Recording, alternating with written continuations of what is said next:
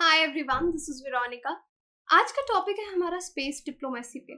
Space diplomacy India की कैसी है, क्योंकि रिसेंटली वियतनाम में हम कुछ स्पेस ग्राउंड स्टेशन बनाने की बात कर रहा है इंडिया। तो इसके बारे में डिटेल में हम जानेंगे। आपकी कोई भी क्वेरी हो आप मुझसे कनेक्ट कर सकते हैं, because I feel together we can make a huge difference. चाहे फेसबुक, इंस्टाग्राम या टेलीग्राम पे। पीडीएफ आपको सिर्फ और सिर्फ मेरे टेलीग्राम चैनल पे ही मिलेगा। अब ये टॉपिक हम कैसे कवर करेंगे? आसियान कंट्रीज़ के बारे में देखेंगे, इसरो के बारे में जानेंगे, इसरो का जो ग्राउंड स्टेशन बन रहा है, और स्पेस डिप्लोमेसी पे बात करेंगे। वैसे आपको ये चीज़ समझ होनी चाहिए कि स्पेस जो है एक इस जनरेशन की अगर आप बात करेंगे, एक नेक्स्ट लेवल थिंग है। बिकॉज आप यूएस को देखेंगे, रशिया को देखेंगे, बहुत ज़्यादा डेवलप कर रहे हैं वो अपने स्पेस एसेट्स को। प्रिवेंटिव मेजर्स भी हैं, वॉरफेयर के लिए भी काम आ सकता है, ऑक्सिलरी एसेट्स भी हैं हमारे डिफेंस के। तो इसलिए स्पेस कोऑपरेशन और स्पेस डोमिनेशन कह लीजिए, लेकिन एटलीस्ट स्पेस प्रेजेंस इंडिया का भी होना बहुत इंपॉर्टेंट है। तो as a part of space cooperation, अभी हम स्पेस कोऑपरेशन की बात कर रहे हैं इंडिया के बीच में और आसियान नेशंस के बीच में। आसियान का फुल फॉर्म क्या है? Association of south east Asian nation. तो आसियान है और इंडिया इसके साथ कोऑपरेट करना चाहता है। हम एक ग्राउंड स्टेशन बनाना चाहते हैं जहाँ पे payload, data reception, processing, dissemination facility Vietnam में हम खोलेंगे। और ये जो पूरा फैसिलिटी है, इंडिया एक तरह से स्पेस कोऑपरेशन कर रहा है आसियान के साथ। टाइम्स ऑफ इंडिया का भी रिपोर्ट आप देखेंगे यहाँ पे कि स्पेस डिप्लोमेसी की बात हो रही है कि इंडिया क्या बिल्ड कर रहा है, ग्राउंड स्टेशन आसियान कंट्रीज के लिए इन वियतनाम। तो मैप में आपको आसियान कंट्रीज दिखेंगी: Myanmar, Laos, Vietnam, Thailand, Cambodia, Singapore, Indonesia, Malaysia, Brunei, Philippines. Okay, तो ये आपको इनके नाम भी याद रखने हैं, फैक्चुअल के लिए, फैक्चुअल क्वेश्चंस के लिए इंपॉर्टेंट है। ग्राउंड स्टेशन की हम बात करते हैं, लेकिन उससे पहले थोड़ा सा इंफॉर्मेशन इसरो के बारे में लेते हैं। इसरो क्या है? Indian space research organisation. 1962 से आप इसकी रूट्स काउंट कर सकते हैं, जब इंडिया के प्राइम मिनिस्टर जवाहरलाल नेहरू जो थे, उन्होंने फिजिसिस्ट विक्रम साराभाई को कहा था कि एक इंडियन नेशनल कमेटी जो है स्पेस रिसर्च, इंकोस्पार, वो उस टाइम पे तैयार की गई थी। और साराभाई जो हैं उनको फाउंडिंग फादर इसरो का माना जाता है अपने इस एफर्ट की वजह से। तो फाउंडर इसके विक्रम साराभाई हैं। फाउंडेड 15 अगस्त 1969, हेडक्वार्टर्स बेंगलुरु में है। अभी सिवान इसके डायरेक्टर हैं। और पेरेंट ऑर्गेनाइजेशन क्या है इसका? Department of space. तो यहाँ पे यही लाइन लिखी है: ISRO roots stretch back to 1962 when India's first prime minister Jawaharlal Nehru enlisted physicist Vikram Sarabhai to set up. तो उन्होंने मिलके ये इंकोस्पार उस टाइम पे ये सेटअप करवाया था। अब इसरो के ग्राउंड स्टेशन की जो बात हो रही है, इससे ग्राउंड स्टेशन का फायदा, एम क्या है कि reliable operational space based system ये रहेगा रिमोट सेंसिंग के लिए over ASEAN countries. Remote sensing ASEAN countries जैसे ब्रुनाई, कैम्बोडिया, जिनके नाम मैंने आपको बताए, यहाँ पे रिमोट सेंसिंग टेक्नोलॉजी को और ज़्यादा इम्प्रूव करने के लिए इन देशों के लिए इंडिया ये ग्राउंड स्टेशन डेवलप कर रहा है। अब इस पूरे ग्राउंड स्टेशन का बैकग्राउंड क्या है? इंडिया के जो अभी हमारे प्रेजेंट प्रधानमंत्री हैं नरेंद्र मोदी, उन्होंने ये आइडिया ग्राउंड स्टेशन का आज नहीं बल्कि 2015 में ही पुश किया था कि हमें आसियान मीटिंग उस टाइम जो हुई थी, तो वहाँ पे ये ग्राउंड स्टेशन का आइडिया जो है वो पहली बार रखा गया था म्यांमार में। और इसके बाद इंडिया ने यूनाइटेड नेशन सिक्योरिटी काउंसिल को भी अपने विजन के बारे में बताया, क्योंकि यहाँ पे बात हो रही है इंडो पैसिफिक रीजन की। और इंडो पैसिफिक रीजन में हम फ्री एंड ओपन, एक आप कह सकते हैं स्पेस का यूटिलाइजेशन यहाँ पे रखना चाहते हैं। तो ये विजन इंडिया ने बताया था और इसके चलते ये ग्राउंड स्टेशन जो है इसको वहाँ पे बिल्ड किया जा रहा है। तो देखिए, ये जो आर्टिकल है 2015 का है, ISRO moves ground station in Vietnam, यानी ये प्रोसेस जो बैकग्राउंड है 2015 में ही शुरू हो गया था। अब इस ग्राउंड स्टेशन के बारे में देखिए, 4 हेक्टेयर लैंड पे ये बनाया जाएगा। माय फुओक 3 इंडस्ट्रियल पार्क, भी Duong, province of Vietnam. Pronunciation अलग हो सकती है, how they pronounce matters from, depends from place to place. तो वियतनाम में ये ग्राउंड स्टेशन 4 हेक्टेयर लैंड में इस जगह पे इंडस्ट्रियल पार्क है जहाँ पे बनाया जाएगा। यहाँ पे 11M एंटीना जो है एक बनाया जाएगा, इंस्टॉल किया जाएगा। ये जो एंटीना है इसको इसरो इंस्टॉल करेगा।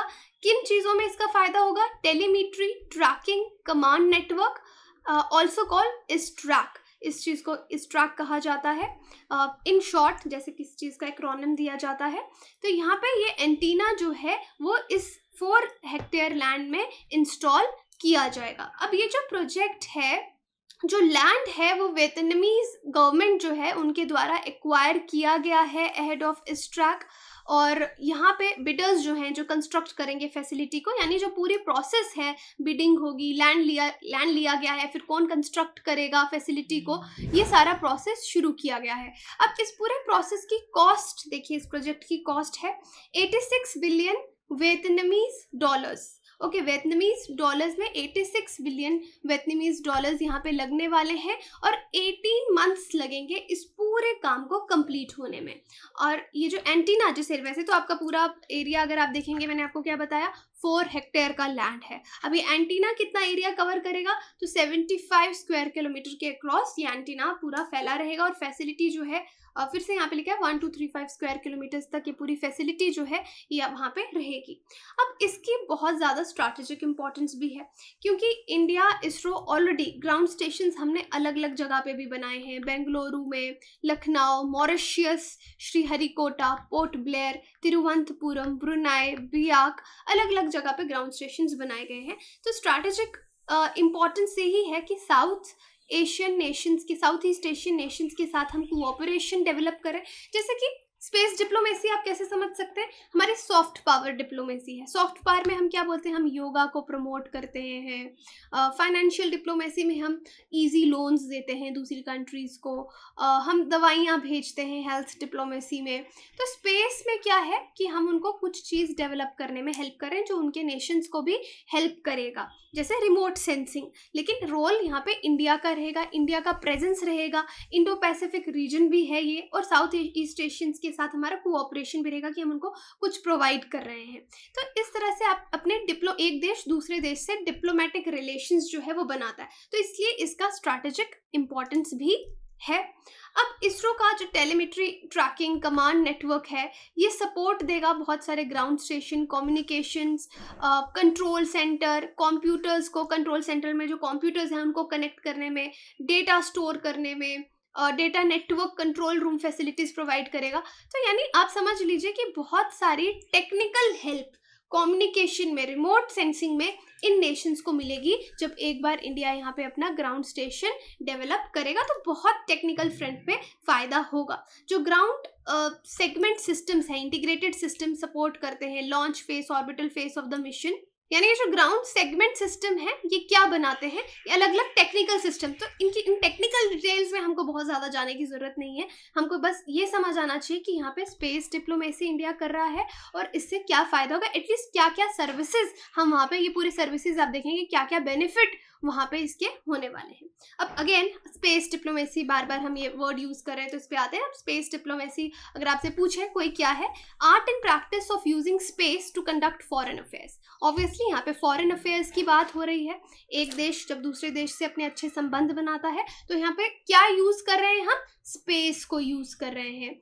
और advance national interest in space diplomacy की इंटरेस्ट, इंडिया का इंटरेस्ट तो है ही है। अब दूसरे देश भी हमको तभी करने दे रहे क्योंकि उनको भी फायदा होगा इस चीज़ से। अब ग्लोबल पावर्स के लिए स्पेस एक नया वेन्यू की तरह इमर्ज हुआ है। अगर आप रिसेंट देखें, हमने देखा किस तरह से बिलियनर्स जो हैं वो स्पेस टच करके आ रहे हैं, मार्स पे कॉलोनी सेटअप करने की बात की जाती है, मून पे लैंड खरीद रहे हैं लोग। तो एक स्पेस नया वेन्यू निकल के आया है। अब सिर्फ लैंड खरीदने की बात नहीं है, लेकिन डिफेंस में भी ये चीज़ें बहुत आने वाले समय में इम्पॉर्टेंट होगी। और ग्लोबल पावर्स के बीच में आपस में भी एक कॉम्पिटिशन चल रहा है कि कौन डोमिनेट करेगा, कौन सबसे आगे निकलेगा स्पेस टेक्नोलॉजी में, स्पेस डिफेंस में।